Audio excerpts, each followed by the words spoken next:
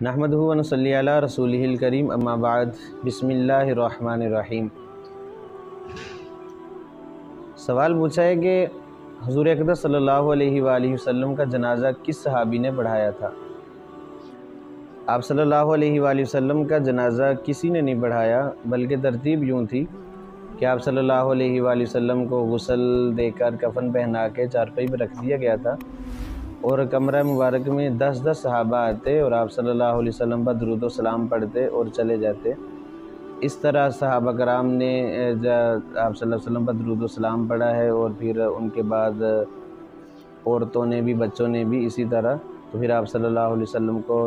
कब्र मुबारक में दफन कर दिया गया। तो किसी सहाबी ने जनाजे की इमामत नहीं करवाई, जनाजा नहीं पढ़ाया, बस यही तरीका था उस वक़्त।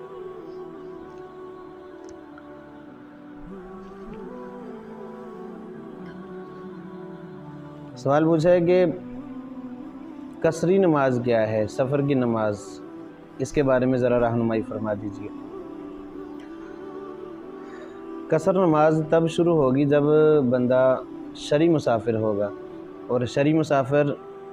जब बंदा अपने घर से तकरीबन 78 किलोमीटर की नीयत से निकलेगा, तो जब आबादी के घरों से अलग निकल जाएगा तो फिर ये मुसाफिर शुमार होगा। और दौरान सफ़र जो भी नमाज आएगी उसको कसर करेगा। और कसर जो है वो असर में, ज़ोहर में और इशा में होगा। मतलब ज़ोहर की 4 रकतें फ़र्ज़ हैं तो 2 कसर में वो सफ़र में पड़ेगा, और इसी तरह असर की भी 2 रकतें फ़र्ज़ सफ़र में पड़ेगा। बाकी फ़जर की नमाज भी मुकम्मल 2 फ़र्ज़ जो हैं वो पड़ेगा। इसी तरह मगरिब के 3 फ़र्ज़, वो भी 3 के 3 ही पड़ेगा। और इशा की नमाज वो भी कसर है, यानी 4 रकतों की जगह 2 रकतें पड़ेगा, और 3 वितर है वो 7 वैसे ही पड़ेगा। यानी मगरिब की 5 रकतें, 2 फ़र्ज़ और 3 वितर ये मुसाफिर आदमी पड़ेगा। तो सुनन और नवाफिल जो हैं, अगर तो किसी मुकाम पे ठहरा हुआ है तो सुन्नत नवाफिल पढ़ ले, और अगर दौरान सफ़र है, गाड़ी रुकी है, इतना टाइम नहीं है, तो सुनन नवाफिल ना पढ़े, और सुन्नत और नवाफिल छोड़ने पर इसको कोई गुनाह नहीं मिलेगा। अगर किसी मुकाम पे ठहरा हुआ है तो फिर वहाँ सुन्नत और नवाफिल भी पढ़ लेने चाहिए। हाँ, अगर नहीं पढ़ेगा किसी वजह से, मुशक्क़त थकन की वजह से, तो इंशाअल्लाह कोई मुआख़ज़ा नहीं होगा। और ये जहाँ आदमी पहुँचा है, मसलन सफ़र शरी है इसका, तो अगर तो वहाँ 15 दिन रहने की नीयत है उसकी, तो वहाँ उस मुकाम पे जाके ये फिर पूरी नमाज़ पढ़ेगा, वहाँ कसर नहीं करेगा। और अगर 15 दिन से कम नीयत है, मसलन 2-4 दिन रहना, हफ़्ता रहना, 10 दिन रहना है, तो इतने में वो मुसाफिर ही शुमार होगा, मुकीम शुमार नहीं होगा, और इतने दिन वो कसर ही नमाज़ें पढ़ेगा। लेकिन कसर तब पढ़ेगा जब ये तन्हा अकेला नमाज पढ़ेगा, या मुसाफिर लोग अपनी अलग जमात करवाएंगे तो कसर करेंगे। लेकिन अगर ये मुकीम आदमी के पीछे नमाज़ पढ़ता है मुसाफिर, तो वहाँ फ़र्ज़ पूरे ही पढ़ेगा। चाहे मुकीम आदमी के पीछे मसलन ज़ोहर की नमाज़ पढ़ रहा था, तो ये चौथी रकत में आके शामिल हुआ है, ये मुसाफिर था, तो अब चूँकि मुकीम की इसने इक्तिदा कर ली है, अब इस पर 4 रकतें पढ़ना ही लाजिम है, 4 रकतें ही पढ़ेगा। ये नहीं हो सकता कि बस 2 रकत पढ़ के सलाम फेर दे, ऐसा नहीं हो सकता। बल्कि जब मुकीम की इक्तिदा में ये मुसाफिर नमाज़ पढ़ेगा, तो जो मुकीम की नमाज़ वही इस मुक्तदी मुसाफिर की नमाज़ शुमार होगी। लेकिन दूसरा सवाल इसमें ये पूछा है कि एक आदमी, मुसाफिर आदमी, वो जमात करवाता है और मुकीम उसके पीछे नमाज़ पढ़ते हैं, तो 4 रकत वाली नमाज़ में मुकीम क्या करेंगे? तो मुसाफिर ज़ाहिर बात पहले तो अपनी हालत की ख़बर कर दे लोगों को कि मैं मुसाफिर हूँ, कि मैं 2 रकत पढ़ा के तशहुद पढ़ के सलाम फेर दूँगा, तुमने फिर सलाम नहीं फेरना मेरे साथ, बल्कि 2 रकतें अपनी जो हैं वो पूरी करनी है। तो मुकीमीन ऐसे ही करेंगे, मुसाफिर 2 के बाद सलाम फेर देगा और मुकीम अपनी 2 रकतें खड़े होकर पूरी करेंगे। अब इसमें सवाल ये पूछा जाता है कि मुकीम आदमी जिसने 2 रकतें तो मुसाफिर इमाम के पीछे पढ़ी हैं, बाकी 2 रकतें वो कैसे पढ़ेगा? क्या उसमें सूरह फातिहा कोई सूरत पढ़ेगा या नहीं पढ़ेगा? जी, उसमें बिल्कुल कुछ नहीं पढ़ेगा। लाहिक एक फ़िक़्ह की इस्तिलाह है, लाहिक की तरह ये आदमी नमाज़ पढ़ेगा। अपनी 2 रकतों में मसलन खड़ा हो जाएगा, क़याम करेगा, थोड़ी देर खड़ा रहेगा जितनी देर में क़िराअत की जाती है, और फिर ख़ामोश खड़ा रहेगा और अपनी रकत को पूरा कर लेगा, दूसरी रकत भी इसी तरह पूरी करेगा। ये लाहिक के हुक्म में होगा, इसी तरह अपनी नमाज को मुकम्मल करेगा।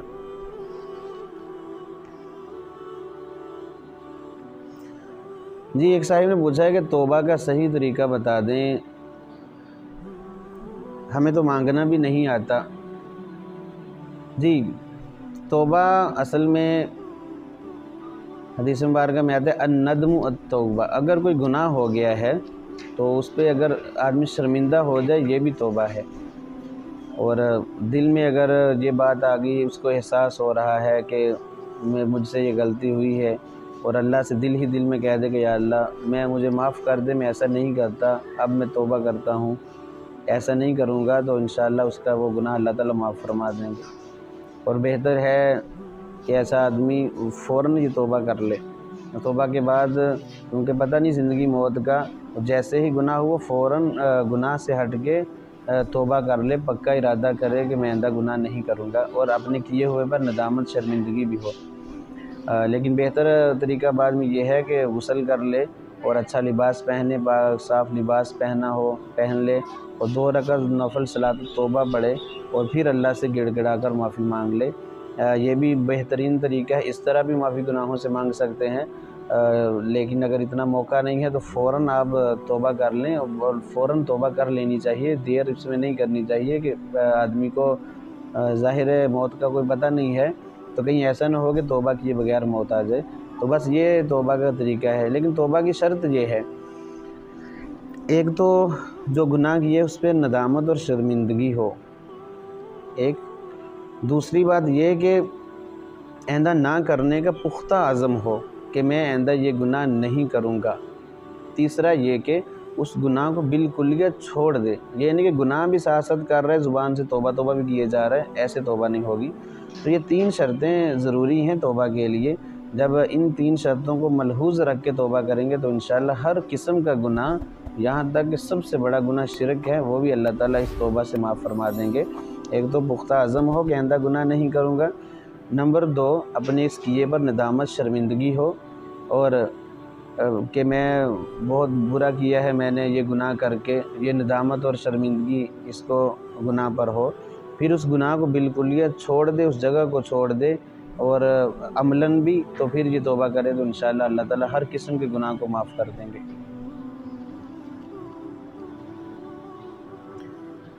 سوال پوچھا ہے کہ رشتے وغیرہ آتے ہیں لیکن پتہ نہیں کسی نے کچھ کیا ہوا ہے، بندش ہے، کام شروع کرتے ہیں پایہ تکمیل تک نہیں پہنچتا، تو یاد رکھیں اس میں قرآنی ایک دعا ہے، آپ کو وہ دعا بتا دیتا ہوں۔ سورۃ توبہ کی آخری آیت ہے، حسبی اللہ لا الہ الا هو علیہ توکلت وہو رب العرش العظیم۔ اول آخر درود شریف کے ساتھ 7 مرتبہ صبح و شام یہ دعا پڑھیں، انشاءاللہ ہر قسم کی بندش ختم ہو جائے گی، اور جو بھی کام شروع کرتے ہیں پایہ تکمیل تک نہیں پہنچتا، اس کی برکت سے وہ کام بھی پایہ تکمیل تک پہنچ جائیں گے، اور ہر طرف سے آسانی ہوگی، اللہ تعالیٰ مدد فرمائیں گے۔ بس پختہ ارادے کے ساتھ، اخلاص کے ساتھ یہ دعا پڑھنی شروع کریں، انشاءاللہ بہت فائدہ آپ کو جلد ہی نظر آئے گا، ہر قسم کی بندش، رکاوٹ سب کچھ ختم ہو جائے گا۔ سوال پوچھا ہے کہ رشتہ نہیں مل رہا یا اچھا کاروبار نہیں چل رہا، اس کے بارے میں کیا وظیفہ ہے؟ تو اس کے بارے میں حضرت موسیٰ علیہ السلام کی دعا بڑی جامع دعا ہے، آپ اس کا اہتمام کریں، کثرت سے پڑھیں، ربی انی لما انزلت الی من خیر فقیر، اس سے انشاءاللہ العزیز اچھا رشتہ بھی مل جائے گا اور اچھا کاروبار بھی مل جائے گا، بڑی مجرب دعا ہے، اس کا اہتمام کریں، کثرت سے پڑھیں، انشاءاللہ یہ جو مسئلہ ہے آج کل اکثر نوجوانوں کو، یہ کاروبار نہیں ہے، اچھا رشتہ نہیں ہے، تو انشاءاللہ اس کی برکت سے اللہ تعالیٰ یہ مسئلہ جو بڑا مسئلہ ہے وہ حل فرما دیں گے۔ پوچھا ہے کہ جب بچہ پیدا ہوتا ہے تو اس کے کان میں اذان کیسے پڑھیں گے؟ تو بچے کی ولادت کے بعد اس کے دائیں کان میں اذان پڑھی جائے گی اور بائیں کان میں تکبیر کہی جائے گی، بس قبلہ رخ کھڑے ہو جائیں اور بچے کو منہ کے قریب کر لیں، اور بہت زیادہ بلند آواز سے نہیں، اذان کے کلمات آہستہ آہستہ پڑھیں گے، اور تکبیر تھوڑا سا تیز، حدر جس کو کہتے ہیں، تھوڑا سا تیزی میں پڑھی جائے گی، اور عام جو اذان ہم پڑھتے ہیں وہی اذان پڑھی جائے گی، اور تکبیر جو عام اقامت کہی جاتی ہے وہ تکبیر پڑھ دی جائے گی، بس یہی طریقہ ہے بچے کے کان میں اذان پڑھنے کا۔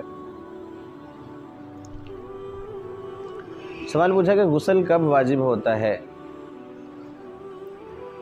فقہاء کرام نے 4 شرطیں لکھی ہیں غسل کے واجب ہونے کی۔ نمبر 1، منی کا شہوت کے ساتھ نکلنا، اس میں احتلام بھی شامل ہے، تو منی کا شہوت کے ساتھ کود کر نکلنا یہ موجب غسل ہے، اس سے غسل واجب ہو جاتا ہے۔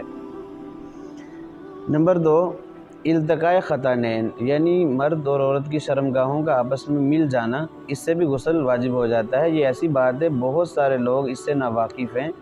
اور وہ سمجھتے ہیں کہ جب تک انزال نہیں ہوتا غسل فرض نہیں ہوتا، حالانکہ ایسی بات نہیں ہے۔ سیدہ عائشہ صدیقہ رضی اللہ تعالیٰ عنہ کی روایت ہے کہ آپ صلی اللہ علیہ وسلم نے فرمایا کہ جب مرد عورت کی 4 شاخوں کے درمیان بیٹھ جائے اور دونوں ختنے مل جائیں، یعنی مرد کی شرمگاہ عورت کی شرمگاہ کے ساتھ مل جائے، اس ملنے سے مراد تھوڑا سا دخول ہے، تو اس پہ چاہے انزال ہو یا نہ ہو کوئی غرض نہیں ہے، اس سے غسل دونوں پر واجب ہو جائے گا، مرد پر بھی اور عورت پر بھی۔ یہ ایک ایسی صورت ہے جس سے عام لوگ جو ہے وہ بے پرواہ، ان کو پتہ نہیں ہے، بہرحال اس سے بھی غسل فرض ہو جاتا ہے۔ تیسری صورت ہے ماہواری، جو عورتوں کو آتی ہے، ایام حیض آ جانے سے غسل واجب ہو جاتا ہے، اور جیسے ہی وہ ایام ختم ہو جائیں عورت کو چاہیے کہ وہ غسل کرے اور اپنا نماز روزہ شروع کر دے۔ اور چوتھی چیز ہے نفاس، یعنی ولادت کے بعد جو عورت کو خون آتا ہے، اس سے غسل واجب ہو جاتا ہے، اور جب وہ مدت ختم ہو جائے تو غسل اس پر واجب ہے، غسل کرے اور نماز روزہ شروع کر دے۔ یہاں ایک دو باتیں جو گزارش کرنے کی، جن میں عورتیں بہت سستی کرتی ہیں، اور جو ایام حیض ہے اس میں کم از کم جو عورتوں کو ماہواری آتی ہے، کم از کم اس کی جو مدت ہے 3 دن ہے، اور زیادہ سے زیادہ 10 دن ہے۔ باقی عورتوں کی اپنی عادت ہوتی ہے، کسی کو 4 دن، 5 دن، 6 دن، 7 دن، جتنی بھی عادت اس کی مقرر ہے، وہ جب خون سے پاک ہو جائے اور پاکی دیکھ لے تو اس پر لازم ہے کہ پھر 10 دن مکمل پورے نہ کرے، بلکہ جب وہ پاک ہو جائے تو غسل کرے اور نماز روزہ شروع کر دے۔ اور نفاس کے معاملے میں اس کی کوئی لمٹ نہیں ہے، اور زیادہ سے زیادہ 40 دن ہے، اور زیادہ سے زیادہ یہ ہے، اور عورتیں اس میں بہت سستی کرتی ہیں، 40 دن پورے ایسے ہی گزار دیتی ہیں، حالانکہ ایسی بات نہیں ہے۔ اس میں بھی عورتوں کی مختلف عادتیں ہیں، اگر 20 دن کے بعد خون بند ہو گیا، 10 دن کے بعد 20، 25، 30، جب بھی خون بند ہو جائے تو عورت پاک ہے، 40 دن پورے کرنے لازمی نہیں ہے، اپنا غسل کرے اور نماز روزہ شروع کر دے۔ ایام حیض میں عورت کو جو نمازیں ہیں وہ معاف ہوں گی، اور جو اس میں روزے آ جائیں گے اگر، تو وہ بعد میں ان کی قضا کرے گی۔ اسی طرح نفاس کی حالت میں عورت کو نمازیں معاف ہیں اتنے دن کی، اور جو اگر روزے آ جائیں تو روزوں کی بعد میں قضا کرے گی۔ تو یہ 4 شرطیں ہیں غسل کے واجب ہونے کی: منی کا کود کر شہوت سے نکلنا، دوسرا شرمگاہوں کا آپس میں مل جانا، تیسرا حیض، چوتھی نفاس۔ یہ دونوں آخری عورتوں کے متعلق ہیں۔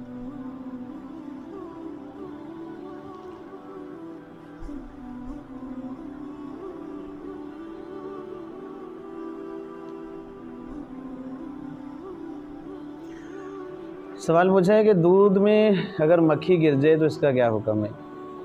حدیث مبارکہ میں آتا ہے کہ مکھی جب اس چیز میں گرتی ہے نا، تو اس کے ایک پر میں شفا ہے، ایک میں بیماری ہے، تو یہ بیماری والا پر جو ہے نا وہ پہلے وہ اس میں ڈبوتی ہے، تو حکم یہ ہے کہ اس کو ڈبو کر پھر نکال دیا جائے تاکہ بیماری اور شفا برابر ہو جائیں۔ تو پھر اگر آپ کا دل مانتا ہے تو اس کو پی سکتے ہیں، کوئی حرام نہیں ہو جاتا، کراہت ہے اس میں، اور اگر دل نہیں مانتا تو اس کو چھوڑ دیں، کسی جانور کو پلا دیں، بس یہی حکم ہے مکھی وغیرہ کے گر جانے کا۔ اللہ رب العزت سے دعا ہے کہ اللہ تعالی ہمیں دین کو سیکھ کر، سمجھ کر اس پر عمل کرنے کی توفیق عطا